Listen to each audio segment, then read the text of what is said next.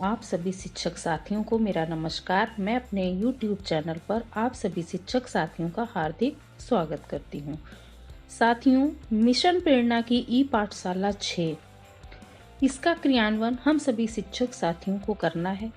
इसके क्रियान्वयन के संबंध में कुछ जानकारी प्रेषित की गई हैं, तो उनके बारे में बात करते हैं कि कैसे मिशन प्रेरणा की ई पाठशाला 6 का क्रियान्वयन करना है। जैसा कि हम सभी लोग जानते हैं, शिक्षा मंत्रालय भारत सरकार द्वारा वर्ष 2026-27 तक प्राथमिक कक्षाओं में सार्वभौमिक मूलभूत साक्षरता और संख्या ज्ञान प्राप्त करने तथा ग्रेड 3 तक सभी बच्चों में पढ़ने लिखने और संख्या ज्ञान में ग्रेड स्तर की अपेक्षित योग्यता प्राप्त करने के उद्देश्य से राष्ट्रीय मूलभूत साक्षरता और संख्या ज्ञान मिशन यानी निपुण भारत का शुभारंभ किया गया है। तत्क्रम में निपुण भारत मिशन के प्रभावी क्रियान्वयन हेतु एक शासनादेश दिया गया था, जिसकी संख्या 1664/68/5 2021 182/2021 23 दिसंबर 2021 को जारी किया गया है। कक्षा 1 से 8 तक शिक्षा ग्रहण कर रहे छात्र छात्राओं की शैक्षणिक गतिविधियों, सीखने की क्षमता पर कोई प्रतिकूल प्रभाव न पड़े, इसके लिए बेसिक शिक्षा विभाग द्वारा अप्रैल 2020 से ही मिशन प्रेरणा की ई पाठशाला का संचालन किया जा रहा है। मिशन प्रेरणा की ई पाठशाला के अंतर्गत 5 चरणों में दूरदर्शन, आकाशवाणी, व्हाट्सएप के माध्यम से अभिभावक बच्चों तक शैक्षणिक सामग्री पहुंचाई गई तथा शिक्षकों द्वारा मोहल्ला कक्षाओं का सफलतापूर्वक संचालन किया गया। तत्क्रम में बेसिक शिक्षा विभाग द्वारा वर्तमान में भी बच्चों तक 100% पहुंच सुनिश्चित करने के लिए ई पाठशाला का 6ठा चरण प्रारंभ किया जा रहा है, जिसके अंतर्गत विद्यालयों, शिक्षकों द्वारा निम्नवत गतिविधियों का संचालन सुनिश्चित किया जाएगा। सबसे पहले शैक्षणिक सामग्री का प्रेषण। ई पाठशाला के संचालन हेतु राज्य स्तर से कक्षावार एवं विषयवार शैक्षणिक सामग्री व्हाट्सएप ग्रुप के माध्यम से प्रेषित की जाएगी, जिसे शिक्षकों द्वारा प्रेरणा साथी अभिभावकों के व्हाट्सएप ग्रुप पर साझा किया जाएगा।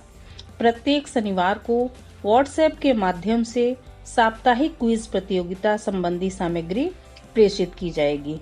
राज्य स्तर से प्रेषित शैक्षणिक सामग्री के अतिरिक्त शिक्षकों द्वारा भी विषय पर आधारित शैक्षणिक सामग्री प्रेरणा साथी एवं अभिभावकों के माध्यम से बच्चों को उपलब्ध कराई जाए।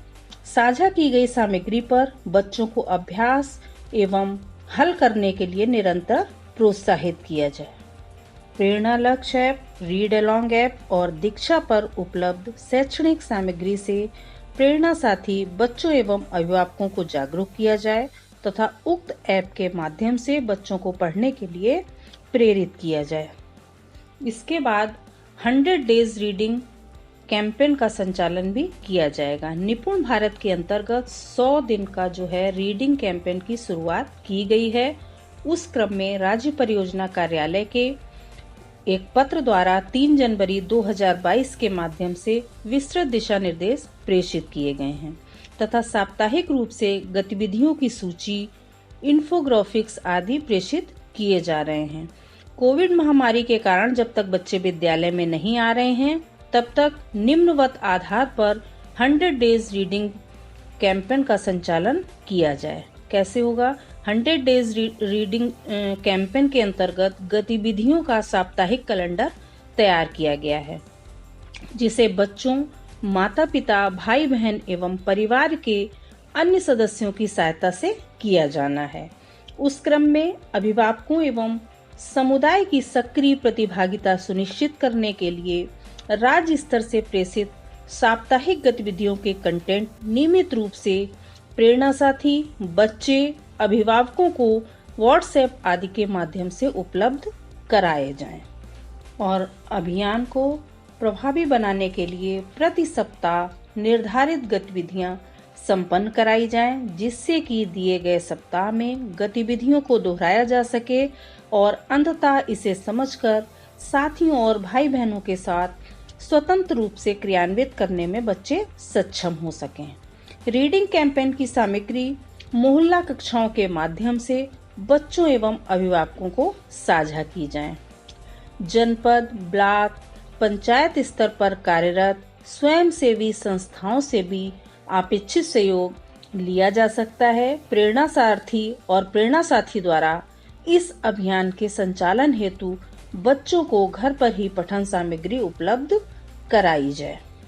अगला है प्रेरणा साथी से सहयोग। बच्चों की ऑनलाइन शिक्षा की निरंतरता को बनाए रखने के उद्देश्य से पूर्व की भांति प्रेरणा सारथी के रूप में स्वैच्छिक सहायता देने के लिए तत्पर निकट रिश्तेदार, पड़ोसी या स्कूल समुदाय के ऐसे शुभचिंतक जो प्रेरणा साथी के प्रति अभिभावकों की भी सहमति हो, उनकी पहचान की जाए, जिनकी शिक्षा के क्षेत्र में रुचि हो तथा जिनके पास स्वयं का स्मार्टफोन एवं इंटरनेट सुविधा उपलब्ध हो। प्रेरणा साथी से निम्नलिखित बिंदुओं के संबंध में सहयोग हेतु अनुरोध किया जाए कि जो राज्य स्तर से प्रेषित साप्ताहिक शैक्षणिक सामग्री अपने आसपास और मोहल्ले के बच्चों को व्हाट्सएप के माध्यम से साझा करने के लिए उसको प्रेरित किया जाए। जिन अभिभावकों के पास स्मार्टफोन नहीं है, उन बच्चों को अभिभावकों की उपस्थिति में प्रेरणा साथी द्वारा प्रतिदिन कम से कम 30 मिनट तक प्रेरणा लक्ष्य ऐप, रीड अलोंग ऐप एवं दीक्षा ऐप का प्रयोग करते हुए अभ्यास कार्य कराने हेतु प्रेरित किया जाए। प्रत्येक शनिवार को आयोजित होने वाली साप्ताहिक क्विज प्रतियोगिता में बच्चों को प्रतिभाग कराने हेतु प्रोत्साहित किया जाए एवं मोहल्ला कक्षाओं के संचालन में भी यथा आवश्यक सहयोग प्राप्त किया जाए। अब देखिए, शैक्षणिक सामग्री का प्रेषण हो गया, 100 डेज कैंपेन का संचालन हो गया, प्रेरणा साथी का सहयोग हो गया। इसके बाद बात आती है मोहल्ला कक्षाओं का संचालन। कोविड-19 प्रोटोकॉल का अनुपालन सुनिश्चित करते हुए शिक्षकों द्वारा पूर्व की भांति मोहल्ला कक्षाओं का संचालन किया जाए। मोहल्ला कक्षाओं के प्रभावी संचालन हेतु कुछ निर्देश दिए गए हैं जो निम्नवत हैं। प्रधानाध्यापक द्वारा ग्राम प्रधान, विद्यालय प्रबंध समिति के सदस्यों और अभिभावकों से अपेक्षित सहयोग प्राप्त करते हुए मोहल्ला कक्षाओं के संचालन के लिए सार्वजनिक स्थान यथा पंचायत भवन, ग्राम सचिवालय, खेल का मैदान इत्यादि का निर्धारण किया जाए। मोहल्ला कक्षाओं के संचालन के समय बच्चों को दूर दूर बैठाकर पठन पाठन कराया जाए तथा राज्य स्तर से प्रेषित शैक्षणिक सामग्री बच्चों अभिभावकों के साथ साझा की जाए। मोहल्ला कक्षाओं के संचालन में कोविड प्रोटोकॉल का पूर्णतः पालन किया जाए, यानी कि शिक्षक बच्चे सभी मास्क लगाएं, बच्चे 2 गज की दूरी पर बैठें, सैनिटाइजर आदि की उपलब्धता भी सुनिश्चित की जाए।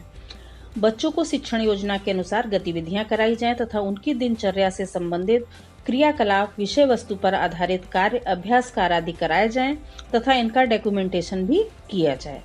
विद्यालय के सभी शिक्षकों द्वारा गांव में शिक्षण कार्य के पश्चात विद्यालय आकर प्रतिदिन के कार्यों, प्रक्रिया, समस्याओं पर चर्चा करके अगले दिन के लिए मोहल्ला कक्षाओं के संचालन के लिए कार्य योजना बनाई जाए। विभाग द्वारा उपलब्ध कराई गई ई-लर्निंग सामग्री तथा वीडियो के साथ साथ बच्चों की पाठ्य पुस्तकों, कार्य पुस्तिकाओं एवं लाइब्रेरी बुक्स को शिक्षण कार्य में सम्मिलित किया जाए।